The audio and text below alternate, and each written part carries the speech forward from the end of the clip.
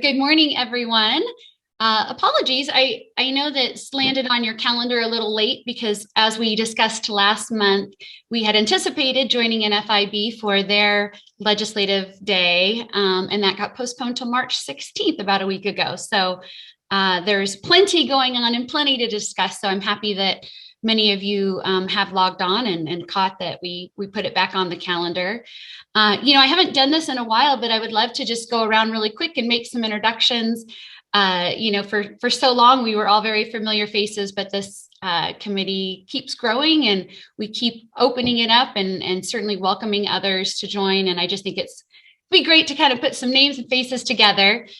Today, sort of our formal guests will be Patrick Connor with the NFIB that will provide an update. He is the Washington State Director, so privileged and thrilled to have him. He'll just have a brief 15 minutes at 8:15 that he will provide kind of a summary, if you will, of business-related bills and pending status. And truly what we're looking for is an opportunity for you all to also, voice your concerns. As you all know, we have a lobbyist, Carolyn Logue, that spoke last month. And I tell you, we do those Friday meetings. You are all invited. She does such a great job updating it, but there's a lot of dead airspace when she asks, what do you need me to do? She'll run in every direction. We pay her and you get the benefit of that additional lobbying aside from what you might be doing with your industry lobbyists. So really, as much as you can lean on me to lean on her to express any concerns you have over specific legislature that's being heard, please do share that. Please show up to some of those Friday calls. I can go back into some details again about those Friday calls are 3 p.m. She provides an update, a written update, and an opportunity for you verbally to discuss matters. So I encourage you to do that. And then we'll also be meeting Bobby Lauterjung of Transportation Systems Director, who will be giving an overview of Sumner's Commuter connector service. And then as usual, we'll have some of our elected officials that'll give us updates from city, county. Obviously, our state folks are rather busy. So that's what we have on the agenda. So let's just do a quick introduction so we can get familiar. I'm Tara Doyle-Enneking, the CEO of the Puyallup Sumner Chamber now. Happy to see all of you. Councilman Ned Whitting. Good morning. Minor correction, Deputy Mayor. Deputy Mayor, thank you. Yeah. So things are going good in Puyallup. We're getting geared up for working on our comprehensive plan. We've got some good things going. We're still struggling with our implementation of the HB 1220. Thank you. Great. And we've got Ryan. Good morning. I'm Ryan Windish, the Community Development and Economic Development Director for the City of Sumner. Good to be here. Awesome. We'll come back to an update with you. John Castle, I know who you are. Welcome to town almost. I know you're trying. You're swinging. Hey, good morning. John Castle, CEO of Red Dot. We're trying to get moved in down on East Main. Pleased to meet you. Lori. Hi, Lori Waltier, Vice President at the Chamber. Good to see everyone. Mayor Johnson. Well, thanks, Tara. Yeah, Dean Johnson, Mayor, City of Puyallup. And Lori, I wasn't aware you were the VP. So did you get a promotion or was I not aware? About 2 years ago. Oh, gosh, I'm a little slow. I knew you were extremely valuable, but I didn't realize you were You're a busy man. It's okay. Okay, good. I learned something new. Bethany. Bethany Peterson. I'm the Director of Operations at the Chamber of Commerce. Great. Hi, Sean. Good morning, Tara. Sean Bunny, Creative Local Strategies. Glad to be here. Good morning. A great partner here with Government Affairs with the Chamber. We so appreciate all that you do. We've got Sean Donahue. Hi there. I just joined the Chamber. My office is technically in Auburn. Don't hold that against me. It's okay. I live in Bonnie Lake. My kids go to school in Puyallup, so very involved with Puyallup. Great. Well, I'm glad you were intrigued enough to tune into the GAC. Thank you. Miss Anna, Red Dot. Oh, you're on mute. You're on mute, Ann. There we go. Hi. Hi. From Red Dot Corporation. just wanted to see what you guys are all up to, and hopefully we'll be there soon. Oh, we hope so. Thanks, Anna. Jameson, great to meet you.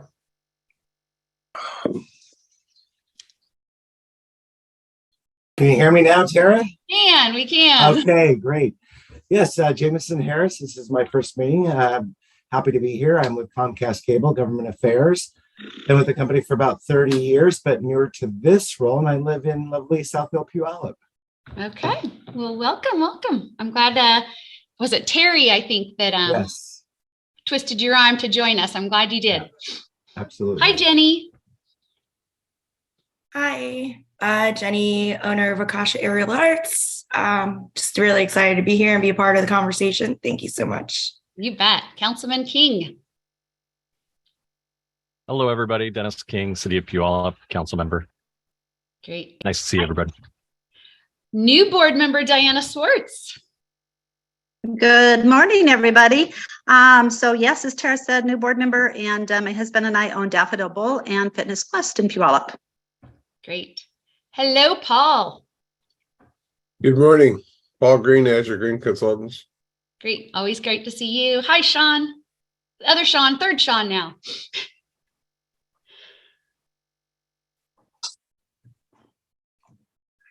Unmute. Oh, yeah. And he's Port of Tacoma. There we go. Oh, I did not. Sorry, didn't know I was introducing myself. Yes, we're introducing. Oh, sorry about that. Sean Egan with the Port of Tacoma. Great. And we'll bounce back to you for any updates you might have as well, of how it's going for you this session. Hi, Meredith. Good morning, Meredith Neal, Economic Development Manager for the City of Puyallup. Terrific. Deanna. Good morning, everyone. I'm Deanna Largent, Director of Business Development and Fund for the Puyallup Sumner Chamber. Wonderful. Shelley. Hi, Shelley, another board director. Good morning, everyone. How are you doing? I am bouncing in between meetings. Shelley Willis, I work for your local workforce board in Pierce County. I'm the Senior Director of Collective Impact and Military Initiatives Leader. So great to be here.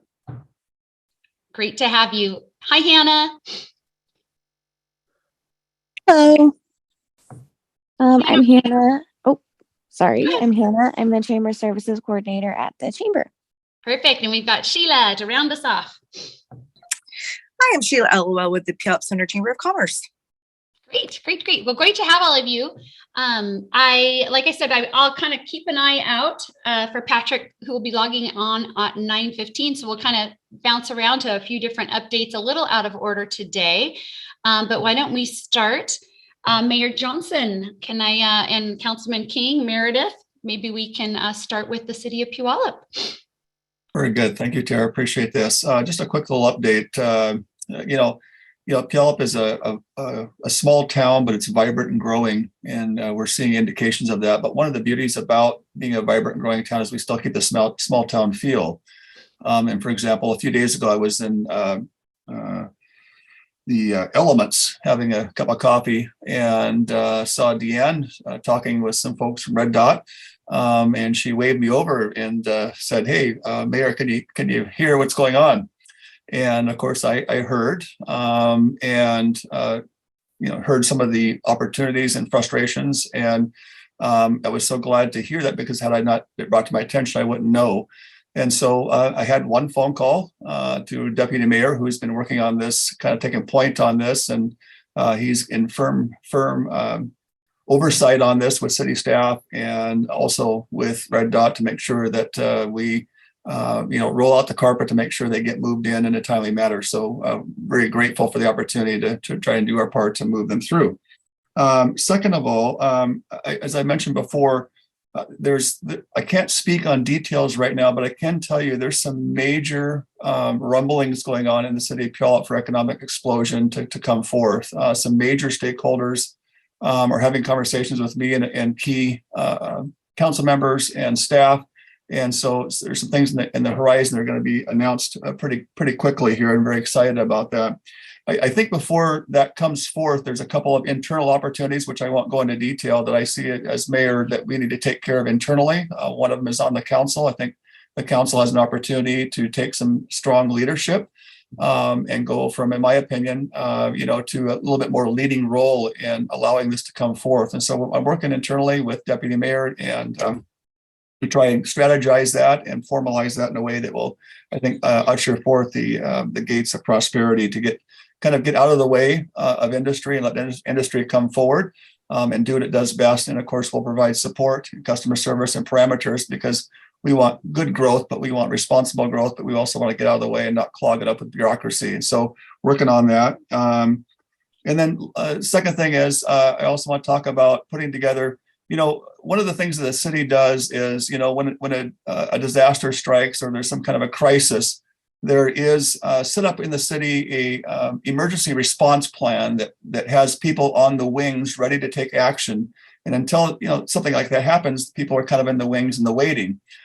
I want to know, why isn't there, and we're working on this, is kind of a rhetorical question, why is there not something in the wings in the form of an entourage to where the city of Puyallup, for example, wants to recruit a major employer, let's say they're in Texas, and we want to recruit them to maybe get another satellite branch out here. Where is the entourage to fly out there with key city leaders, with key stakeholders, maybe the chamber and other ones, to be able to assemble that team when it's time to recruit and distinguish ourselves from others? So I've been working on that, and I would appreciate others kind of playing into that to help that formulation there, to really have it in place so that when opportunity comes, we already know our roles, we begin to pivot and respond toward that and create some opportunities to distinguish ourselves from a million other cities who would like to have their business.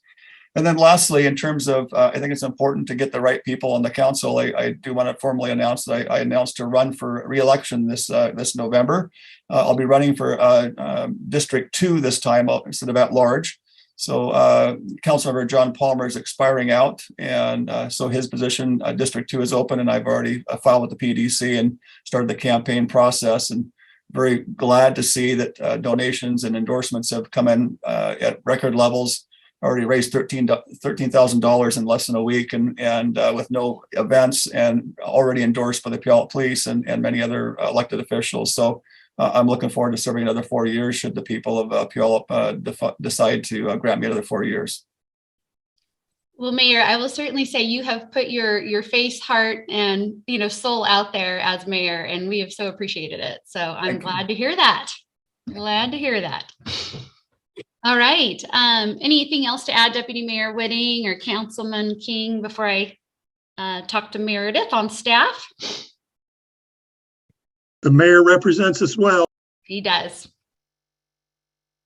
He does. He does. We had fun over at the Bonnie Lake Food Bank, didn't we? That was fascinating. Oh, it was amazing. Cool. Innovative approach to kind of a dinosaur industry. She's really on the tap to really help bring services to more people through this innovative way to reach out and feed those with dignity and not shame, getting people out of a pit. So it's a fantastic model. Yeah, fantastic. I agree. All right, Meredith, good morning. Good morning. So, there are a couple of interesting things going on in the city right now that I think are pretty exciting. One of them is that we have an RFP out looking for a development partner for a downtown city-owned site that we refer to as the Cornforth Campbell lot. So it's a full city block parking lot that used to be the home of Cornforth Campbell Motors. And we did a site tour last week with some interested developers. And I think, the thing that was the most exciting is that we're getting a lot of interest from developers all around the region. As down into Portland, Oregon area, we're getting a lot of developers from King County. And what's particularly fascinating to me is that quite a few of the developers that we've talked to, who pre-pandemic had really been focused on the Seattle area, are really looking at communities to the north and south of Seattle right now. And they're feeling really bullish about Puyallup. They think Puyallup is a great place to invest. There's a lot of energy. That closes March 9th. And so I think, and I'm very hopeful based on the response we've gotten so far, that we'll get a number of great opportunities, and then council can select which one might be the best fit for our downtown core. So that's one piece of it. Around that site there, we also have the Meeker Festival Street. And right now we have an RFQ out for the Meeker Festival Street for design of that. And so the city council has committed funding to move that forward. That was one of the high priority items coming out of our downtown economic development plan. And just as with the RFP for redevelopment, there's been a lot of interest in this. I think as one of the engineering and planning firms I talked to said, this is the sort of thing that they all go to college and grad school hoping to do. And then they have to do things like designs for sidewalks. So I think we should be bringing on a pretty creative team for that. That one closes February 9th. And then there'll be a selection process to find a designer for that. There definitely will be an opportunity for some stakeholder outreach. And I would imagine that the chamber and some of our other partners will be a key part of that in figuring out, you know, what we want that street to operate like, because it'll be a street that's easy to close quickly so that you can have food trucks, you can have events there. It will have lighting in the evenings so that you can continue into evening mode for an event without having to bring in ancillary lighting. So those are two of the things right now. Beyond that, yeah, you know, we have a lot of permits coming through right now. There are a lot of multifamily housing developments that are early on and are kind of in the concept phase. And so that'll be exciting to see some of those come to fruition. I think I'll leave it at that. Yeah, lots of activity. I don't know, again, what's going on with my camera, but I do see Patrick Connor, NFIB Washington State Director, and I appreciate you giving us your valuable time and your most busiest of seasons. So Patrick, I will kick it over to you. I've already kind of teed you up a little earlier, but great to meet you. Sorry, Thanks my camera's bouncing around. Mine as well. Okay. You're good. Hello. Terrific. Thank you. It's nice to have a chance to connect as close to in person as we can sometimes these days. Yeah. Good to see some familiar faces. Again, I'm Patrick Connor. I'm the Washington State Director for NFIB. We exclusively represent small independent business owners in Washington State. I think most of you probably know that small business accounts for 98.5% of all businesses in the state of Washington and for half of the roughly 3 million workers we have. So not surprisingly, we spend a whole lot of time in front of the Labor Committee working on legislation that is likely to impact the way you interact with your employees. We also spend quite a bit of time in front of the fiscal committees. That'll be kicking off here probably in a week and a half or two, talking about taxes, tax relief when we can get it, those types of activities, in addition to a number of other topics. So just to give you a little bit of an overview of where we're at in session, basically we've got about a week and a half until the 17th when the policy cutoff takes place. Basically what that means, if there's a bill that you are interested in that is in a committee that needs to move out of that committee, labor, environment, healthcare, and so on, they've got until the 17th to get that done. After that, they'll move into fiscal committee deliberations. So those policy bills that have a fiscal impact to the state budget will have to go to a committee like Senate Ways and Means, House Appropriations. Those are the two big ones, transportation committees or capital budget committee. And then we'll have a week or so for those deliberations to take place before the bills are reported out and made eligible for the floor. So, excuse me, there are a ton of bills that we're following that have to do with various types of labor relations. Most are somewhat innocuous, others less so, particularly those dealing with workers' comp, which is always a highly charged issue. A couple of them that we're watching in particular, labor and the trial attorneys are pushing to make it a bit more difficult to get an independent medical exam done. These happen when there is some kind of question about the status of an injured worker. Is the doctor of record accurate? Is the record keeping on a file correct? Sometimes the department simply wants a second opinion on things. And so they send injured workers occasionally to an independent medical examiner in order to have a thorough exam to make sure that the claim is correct and accurate and is progressing the way that it needs to. That's a coalition effort trying to make sure that we have some control over that process. And by we, I mean the state, not so much the employers. Basically, the proposal is to allow a worker to bring a witness in with something as little as a cell phone, videotape that exam, and then provide that video in whatever version to the department at some later date without any kind of clear chain of custody. So obviously we have a few concerns about that. We have been working to negotiate some changes to make more palatable laws that have been proposed that would create legal penalties and in fact send you and your workers to court for things like a violation of providing them annually a copy of their payroll, but their personnel record for their review and comment. Also having them take you to court if there is a dispute over an expense that was incurred by the worker allegedly on behalf of the business, and a variety of others. But a couple of bigger ticket items that are a little bit late to the program, if you will, that we're watching and we have a little bit more time to deal with are the margins tax, which was heard, I think, a week ago in the state Senate. The margins tax is intended to replace the B&O tax. Basically, all business owners would have the opportunity to choose from among several different options instead of being taxed on every single dollar that comes in the door, regardless of whether you're making a profit or not. So in simple terms, you would take your annual gross receipts. If you're at $500,000 or less, there's no filing required, there's no tax due. If you are up to $1 million, so that between that 500,000 and $1 million, that business or any business for it would be the best choice for them, could deduct $1 million from their gross, pay the tax on the remainder. So basically, if your firm is making $1 million or less a year, again, no margins tax would apply.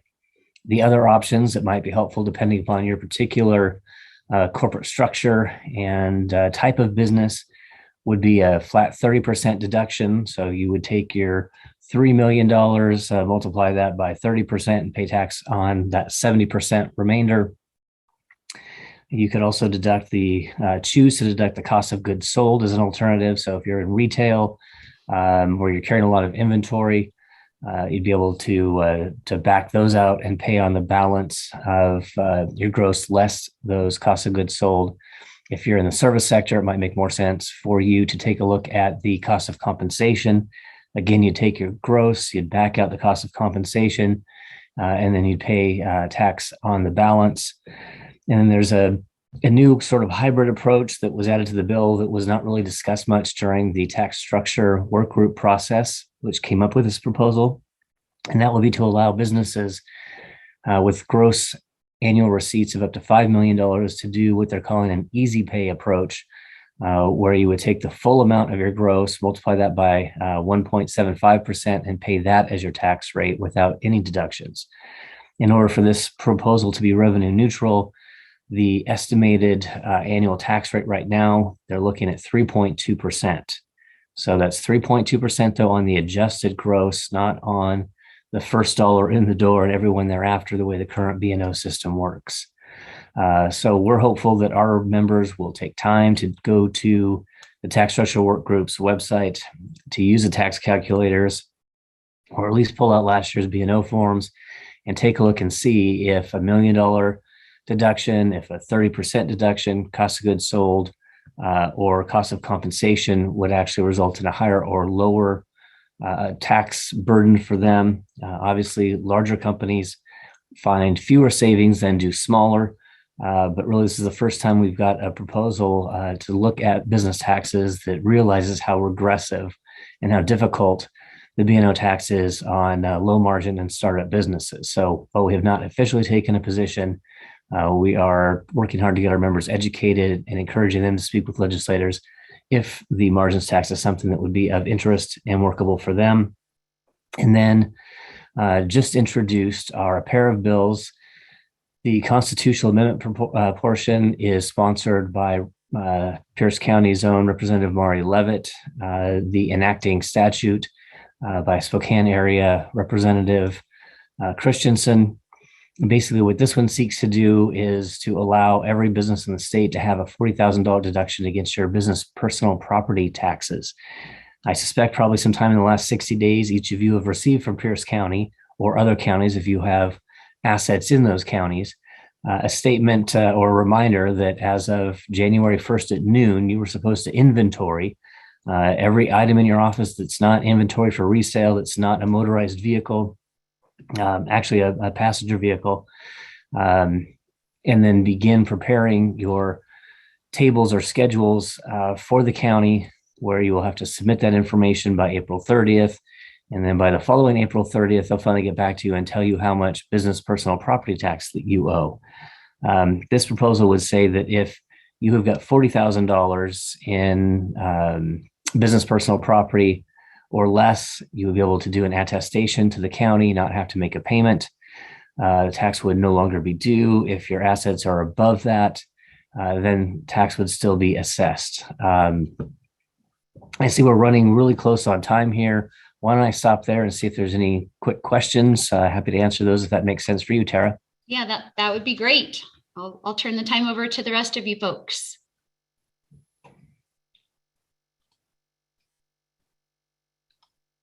Kind of thought Ned, one of our former leadership council members, might have a question for us. Good to see you, Ned.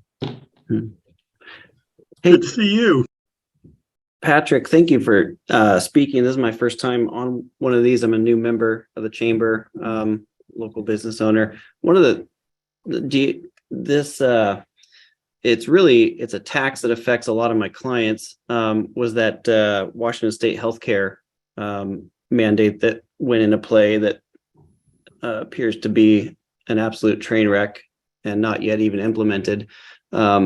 I sold more long-term care policies in 6 months than I had my entire career to get people out of that at a jail-free card, it seemed like. So like things like that, are you following things like that? Are you speaking to legislators about things like that affect like all business owners because it affects their employees? It's basically another payroll. Absolutely.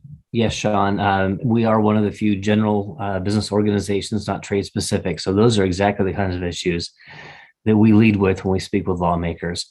There isn't a Barno bill out there. I don't have it on my bill tracking list because it hasn't been scheduled for a hearing that would seek to modify or undo the Law Cares long-term health insurance program the state is setting up. As I'm sure everybody knows, this time last year, they were kicking the can down the road to July of this year.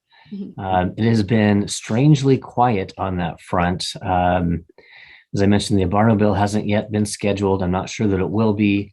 And so until we get business owners and more importantly, workers who would have to pay the tax to start talking to lawmakers, I'm not sure we're going to get much traction. The Democrats seem to think they've done most of what needed to be done with the 18-month delay, and then some other changes they made in who's eligible to collect benefits and who's assessed the tax for those benefits. But yeah, that one's a problem. And I'm sure many of you have been following the paid family medical leave debacle. Ours was the only statewide trade association that said it was a dumb idea at the time. We were roundly chastised for that because if it would have gone to the ballot, they said it would be even worse, they said. So we find ourselves out of money already, and the program didn't start paying out until sometime in 2020. So big rate increases, most of which fall on the worker for paid family medical leave in order to bring them solvent again and to create a roughly 3-month reserve for that program. So workers will be paying, I believe it's 0.8% as a premium tax. And then larger employers above, I believe it's 100, will also be paying their employer portion, which will go up. There's about $350 million that's supposed to be transferred into that program from CARES Act and other federal dollars, ARPA, that kind of thing, to actually put them back into a solvent situation.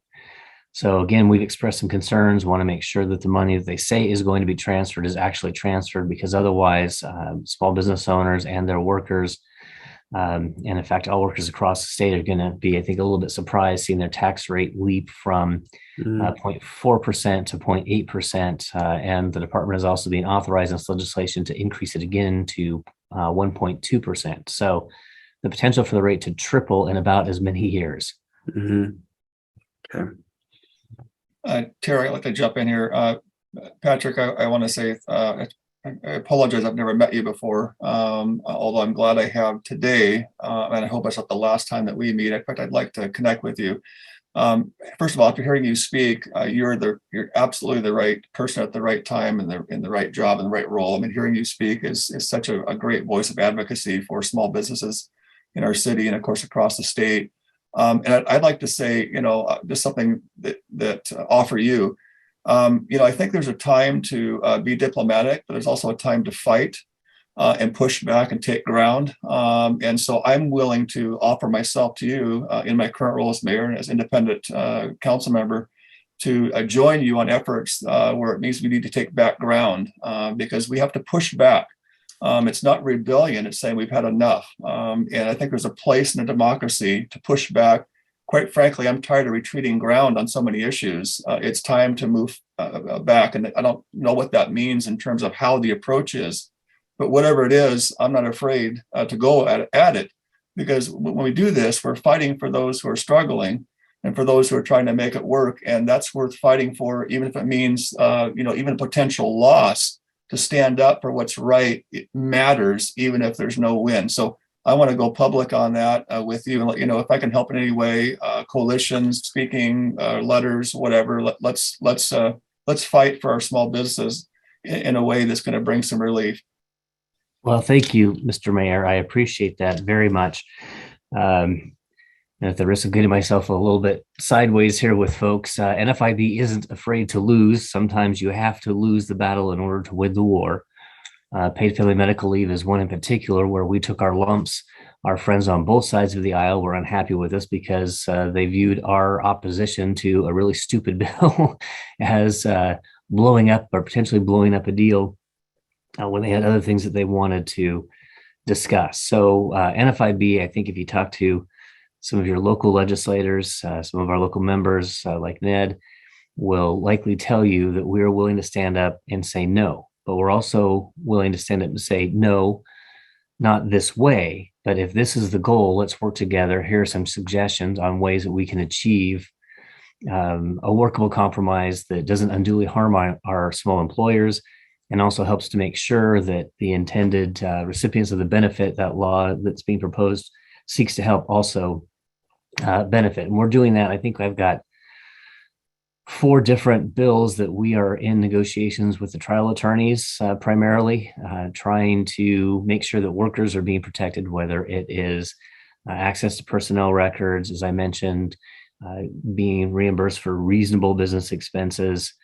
We've been working with a large group on some changes that would potentially create a homeowner recovery fund for those homeowners who have unscrupulous contractors that come in and take their money as a deposit and don't come back, or have a few sticks of 2x4 delivered and then don't finish up. So, we're willing to work together where people are willing to join us and do so in a good faith effort to reach a reasonable compromise. But when our members tell us, based on the ballots that they submit, this is simply a no-go, then we're happy to take that stand and say, absolutely not. So I look forward to having more conversations with you, Mr. Mayor.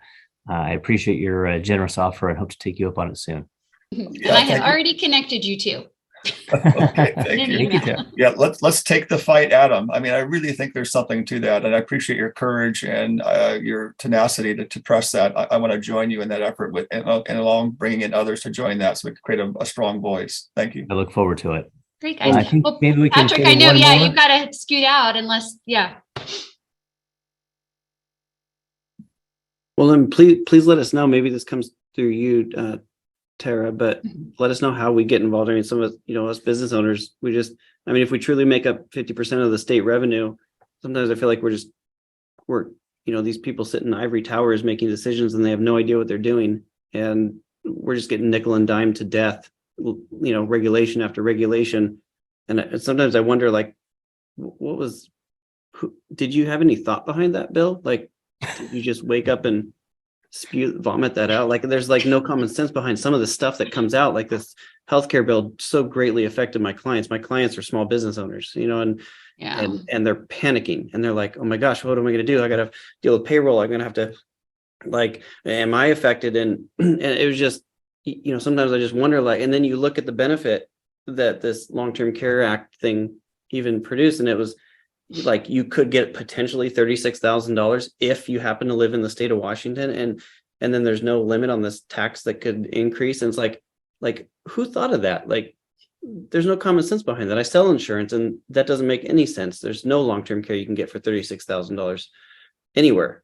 Like, that might pay for 6 months of care. And, so like, sometimes I wonder where this stuff comes from, and we're so frustrated, and we don't even know who do we contact. And I've left voicemails for legislators, and I don't get a call back. Like, I just feel like sometimes we just get dumped on, and we don't really know what to do.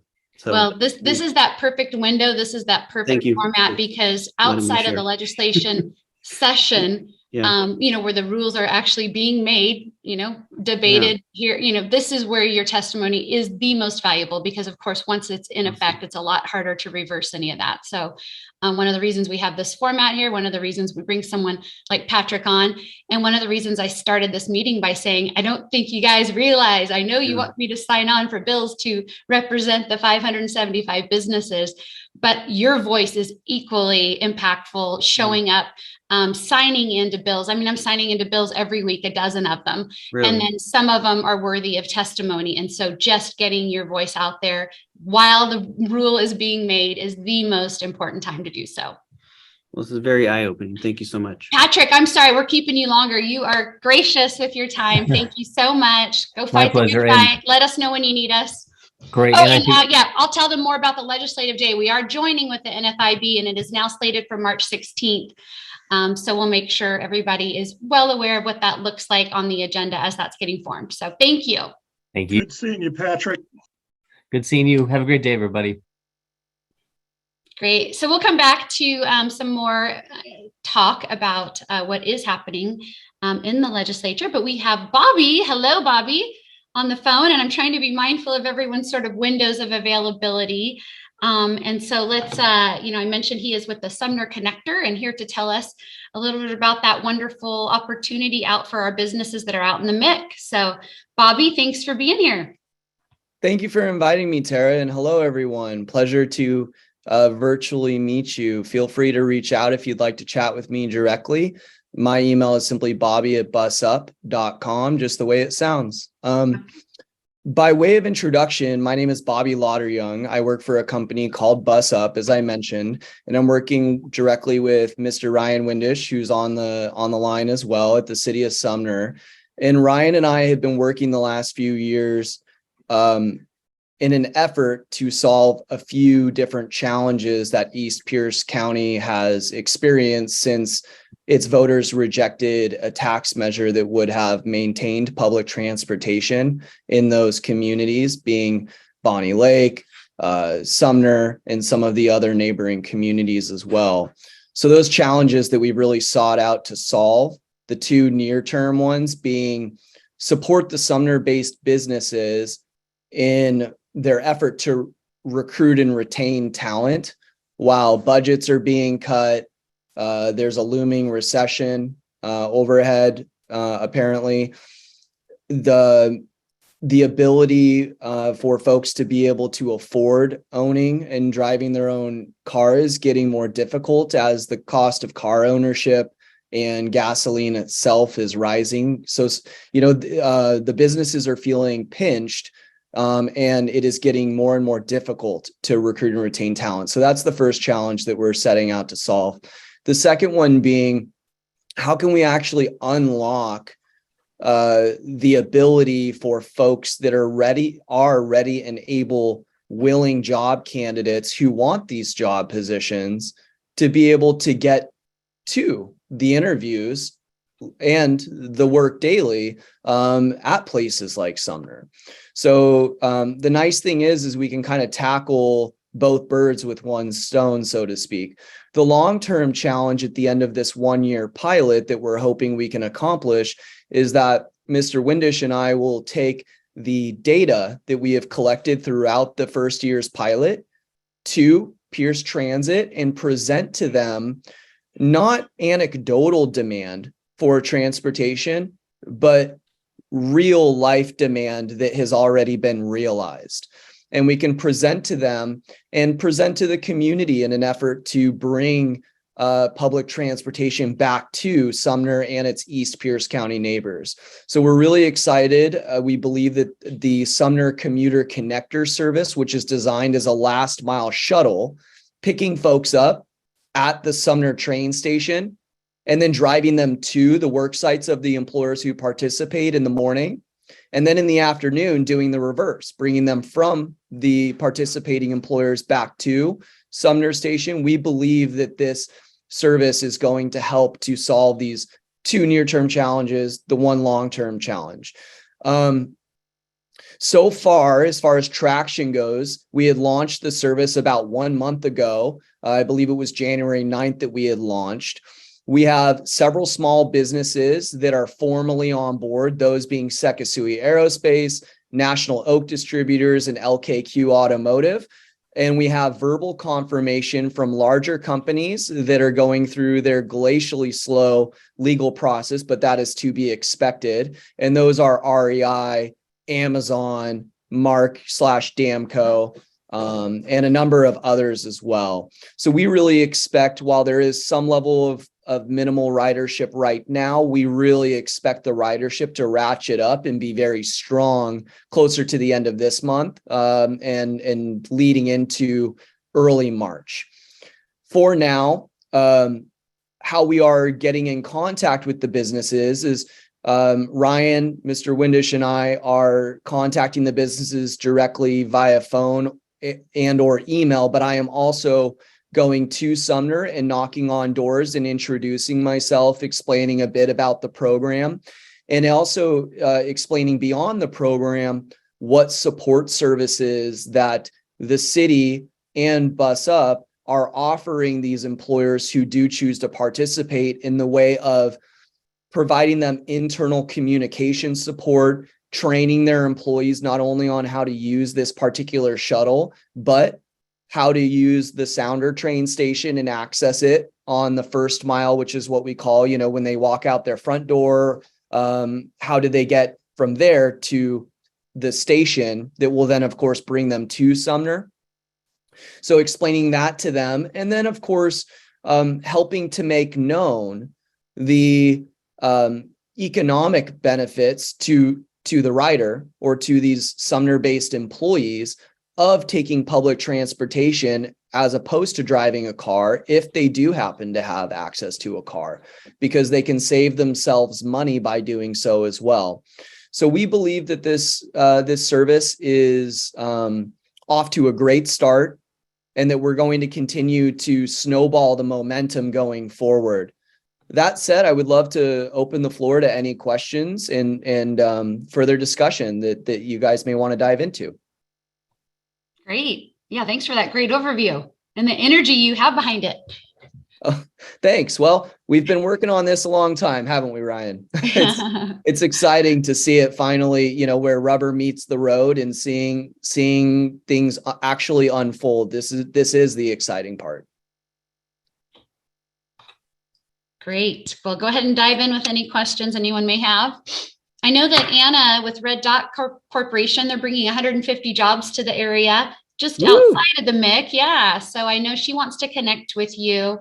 I can connect you via email, or Anna, go ahead and just put your email in the chat if you like, and he can grab it there either way. But excellent. Would love that. In fact, I believe some couple years ago, I'd spoken with somebody at Red Dot. If I recall correctly, there's a site maybe in Tukwila or Renton or somewhere up in that area as well. So I'd been speaking with someone up there. I can always check and see who that was, but she was a very, very friendly person as well. Well, you've got John Castle, their CEO, on the phone. And again, they're eager to make their way here to Puyallup, just kind of going through some of the hurdles that can happen when you want to move in quicker than maybe regulations will allow. So they're working through that, but we are anxious to have them and thrilled to have 150 jobs come into the area. Oh, it's exciting. Yeah, it's probably more like 250 to 300 jobs. Okay. And Bobby, we'd love to talk to you. And I can tell you, Anna is very friendly. Yes, she is. Must be a prerequisite for Red Dot. So this is Ryan. I just wanted to add that, yeah, Bobby's been doing a fantastic job out on the street, pounding the pavement. Every time he contacts somebody, I get an email if he's trying to set up a meeting or get a participation agreement signed, and he's doing a fantastic job. And one of the things that we found is and this is what we were hoping with the pilot. We have a beautifully wrapped shuttle bus out there that advertises this service, parks at the train station, and people are actually seeing it. They're getting off the train and they're seeing this shuttle and they're like, hey, how do I get on this? How do I get connected? And that's been really important because we've talked about a service like this for years, and our council took the risk really of doing a pilot project to see how it would turn out. And this is what you have to do if you're going to actually get people to see it and get businesses to want to participate. So we're out there doing it, and Bobby's doing the lion's share of the work. Yeah. Well, you're doing your fair share too, Ryan, because we've certainly heard about this a number of times. So you're being advocated well, Bobby, by Ryan over here. Thanks. It's certainly teamwork. One thing, since we do have a lot of business owners on the call, I'll provide a little bit further context as to the unique funding model of this service. What's unique about this particular shuttle program is not the design of the shuttle being what we call a last mile service, picking up from the station, taking folks that mile or two, the final mile or two of their commute, and then of course in the afternoon doing the reverse. But what's unique about it is the co-funding model, which is unique to our company, BusUp, which means that a city or a company, any entity, in this case, it's the city of Sumner, has decided to do what we call anchoring a service. So the city of Sumner and the council have decided to fund to the service in full on a monthly basis, with the hope that any of the rider fares, which the price to ride is $6 per ride, will revert back to the city in order to offset the costs of operating the program, making it ideally exponentially more affordable for the city to operate as time goes on. So you see, if you were looking at a linear graph, you'd see ridership going up and the funding required by the city going down as it's being, diluted between the riders who are contributing and or their employer. I say and or because it can also be a combination of the two. An example, REI is leaning towards a 50% subsidy, I believe, meaning they are going to opt to take the $6 per ride fare cost and say, for every time our employee rides, we prefer that to not cost them $6. We prefer that it's going to cost them $3. And at the end of the month, please send us an itemized invoice and let us know which employees rode how many times, when, and so on. And, we'll sum all of our $3 contributions, and BusUp will collect that and revert it then back to the city, of course. Amazon, we believe, is going to do a full subsidy, whereas National Oak Distributors and Sekisui Aerospace are going to leave the fare entirely to their employees who decide to ride. So I think what's really neat about this service is the ability for it to be tailored and affordable to each organization based on what they can do. It's not a one size fits all. Mm-hmm. Great. All right. Well, anything else on this? Thank you, Lori. I see you've added the link there. Great. Well, let's go back to some really exciting discussion about our bills and what's going on in the legislative session and how you can participate at our legislative day. I do know we still need to also circle back to you, Ryan, and any updates, but I'll go back to this since I've got it up. If you're not receiving the Chamber Advocate, did I freeze or am I okay? I'm going to assume I'm okay. The Chamber Advocate is a report we put out, and we put it out a little more heavily during, the session here. It kind of complements what we put out weekly with our chamber chatter, which would be general news. This is more pertinent to advocacy, policy, and business issues.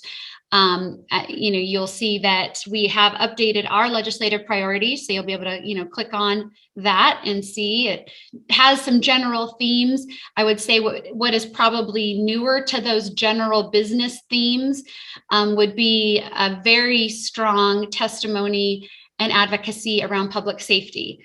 As we all know, public safety is impacting everyone, our business owners, for sure. Kyle Hartke, who was our past board chair, has probably one of the most poignant stories involving an act of crime to his landscaping business. The police were not able to pursue that initial crime. They did show up there and could not chase. And 3 weeks later, presumably those same criminals came back, stole more items, stole trucks, and in sort of the process of the getaway, on to the next crime, ended up hitting a young girl, and a 12 young girl lost her life in that incident. So I can't think of too many other testimonies that are more targeted at exactly the fallacy of why it was such a poorly constructed law. It's HB 1363, so it was heard last week on the police pursuits bill. Sadly, the mother also of the victim testified that day too. So you can be assured that was a sad day. But again, this is when it's taking place. So, the overcorrecting of what was happening on such a larger federal scale really impacted a lot of states, and our state in particular is probably one of the worst. So in an effort to correct that, we, the chamber, tried with a lot of other agencies and community stakeholders to call for a special session where this could be revisited. So we didn't have to wait here until January to revisit it.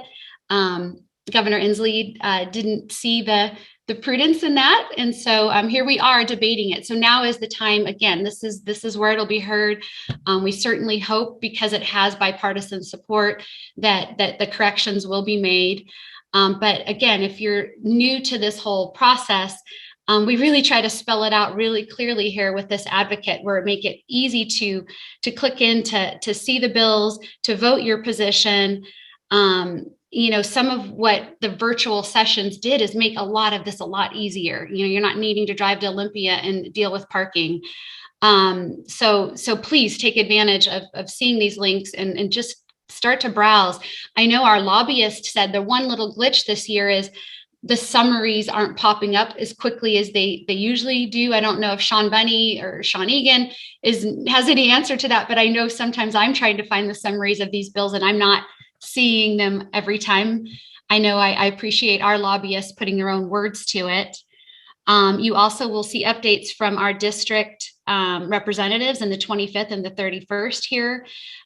We also have information on our legislative day, March 16th. And, kind of one of the pains about going to visit the White House, our Capitol, is the parking situation. And so they've made it very easy. We'll be meeting, at a hotel earlier in the morning. There'll be a number of panels on various topics with some of our representatives. And then you'll be able to take some in-person meetings via a shuttle that will take you onto the Capitol. So just a great day, again, for someone who's really never been through that process. They make it really easy and kind of roll out the red carpet for us. So that is what I wanted to draw your attention to. Lori, if there's anything else, our South Sound Chamber has its weekly updates. I try to put this whole group on that list as well. She makes it easy to click through those bills. She puts her own comments. But again, Fridays at 3, if you want to be a part of that conversation where she talks to, there's 8 of us chambers that are part of the coalition, but they are absolutely opening their door to any of our members that want to participate in that phone call. And if you just want to be a fly on the wall and listen, great. If you actually want to speak up and twist some arms to see if she'll go advocate on your behalf, I assure you that'll likely be met with a positive reception. I will stop talking. Anyone else on any of those matters that I just brought up? I would just add, Tara, that, with 229 bills that the coalition is tracking, those Friday calls, we go through them really quick and we just go through what's being heard the following week. And there's sometimes, we have our legislative priorities, which echo the coalition's. But, every chamber has kind of their own voice. And so there's some larger industries and different sectors that come up. And so a lot of times we're just monitoring, and quite frequently our lobbyist is asking us for opinion. And we're chasing down summaries, as Tara said. But some of the other chambers do invite members that want to attend those meetings. And so just let us know if you're interested in that. And those are Friday at 3 and they're virtual. Yeah, the issue of crime, I think, is on the forefront of everyone's mind. I mean, we had 4 break-ins in my complex in 3 months. Mod Pizza's gotten hit 3 times in the last 6 months. I had to go out and spend thousands of dollars on alarm system, riot film on the windows to make it harder to break through.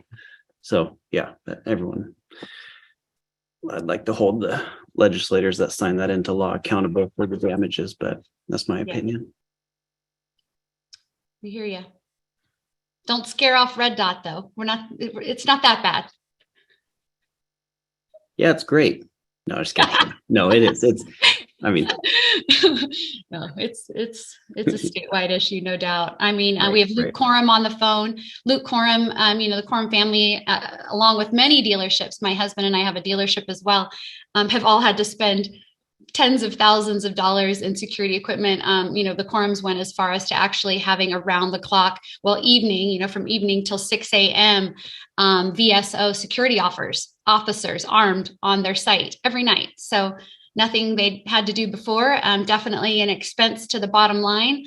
And, even with that, there has still been, certainly not as many of incidents, but yeah, it's tough. It's really, really tough.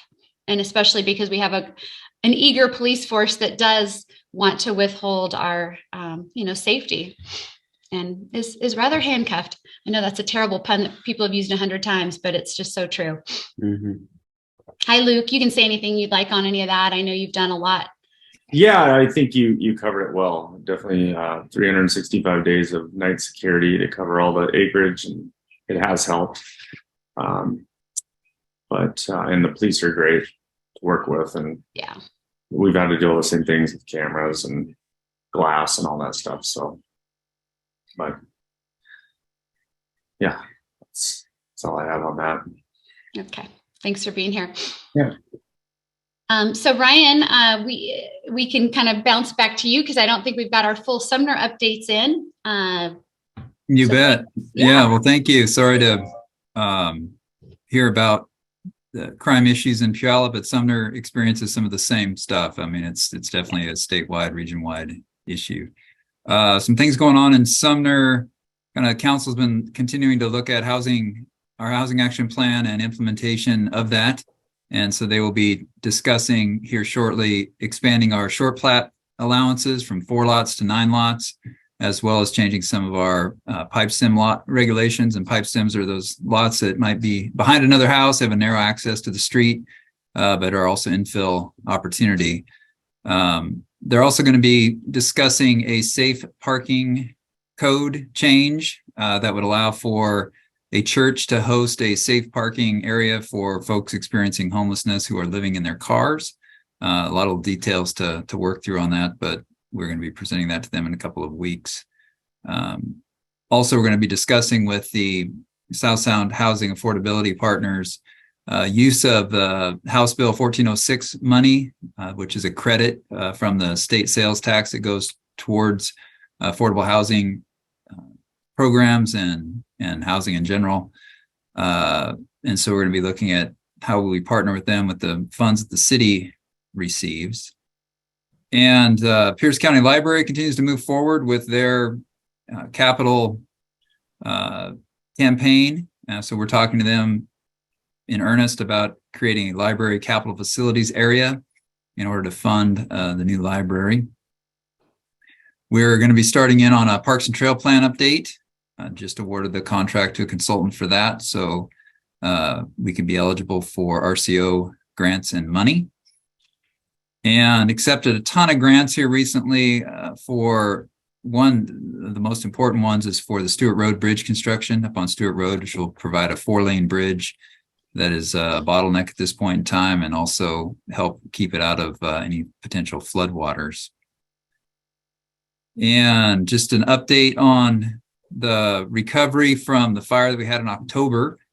We have a number of businesses that have reopened, some more recently than others, but JoJo and Coco's, Ashley's Room, and Main Street Tattoo are definitely, their doors are open. Valley Social Wine Bar continues to sell wine online, and those that and Whispering Hills Market also is selling at the old cannery. So the owner of the attic, Marshall Bennett, is determined to rebuild, and he's going through the process to get permits to demo the existing building. And his plan is to rebuild to 5 stories, which is allowed in the downtown. Oh, great. So we'll see how that goes. And this week, Sip and Stroll event downtown from 4 to 7. Hey. So if you want to come down, check it out. That's what's going on in downtown Sumner. Thank you. Love it. Love it. Love it. Great. Well, I've got Sean Bunny and Sean Egan. Anything else to say in your camps, or did I lose Sean Egan? Oh, there you are, Sean. Hi, Sean. How's it going at the port? Things are going well. Just wanted to, as we're talking about legislative priorities, we again continue to speak with lawmakers about the importance of rejecting the governor's proposed delay of phase 2 of State Route 167. We're hearing positive feedback from lawmakers, but I would continue to encourage businesses, particularly in the greater Puyallup Valley, as you speak with lawmakers, mention this topic. We'll get there. We just need to keep the pressure up. Second item I wanted to touch base on real quick is workforce development. We have been partnering with the Tacoma School District, and we're working to try to secure some funding for a maritime skills center that would be situated on the Tide Flats. What's important about this is that skill centers are available not just to the students of that school district, they are in fact available region-wide. So students in the Sumner, Puyallup, Bethel, and other school districts would have an opportunity to be able to participate in this program. We've signed a letter of intent indicating that we would like to host them again somewhere on port property, and we are now working with them to try and secure some state capital budget dollars for that particular project. Also, in the spirit of workforce development, we have issued a request for proposals for a service provider who would help coordinate and provide paid work experiences and internships in the trades throughout Pierce County, whether it be maritime trades, manufacturing trades, building trades, logistics trades. And we know that you've got to get kids who are interested, and then you've got to be able to give them some basic work experience to lay the foundation for them to eventually succeed in jobs. This program will hopefully be able to do that. If you're interested in that, feel free to let me know, and I'm more than happy to share details with anyone. And that's all I wanted to touch base on. Great. You know, I think we have Amy Danberg and is it John White with the Washington Department of Transportation to talk to the GAC in March. So we'll have them here and learn a little bit more about how we can help with that effort as well. So thanks for bringing that up. Sean Bunny, hey, we're going to close out here because I know we're a couple minutes early, but are out running a couple minutes late. My apologies. But Sean, I know you've got your head in the midst of a lot of this as well. So any updates you might have?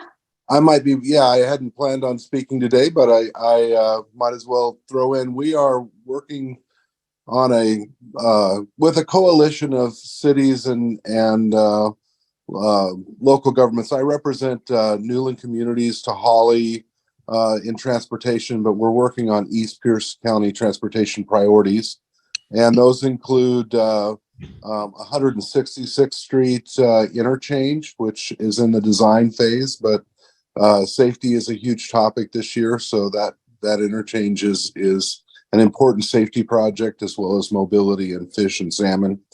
We're also in the same conversation on the governor's budget with regard to phase 1 on 410-162. There was $7 million plus design money allocated to do what's called phase 1 there. And so we're looking for a sooner date than 2035, which is where the governor put it for that particular project. And then we're really focusing down as we build the Rhodes Lake Road down for a connection at 128th, looking at the 2025, 2026 window for that attachment.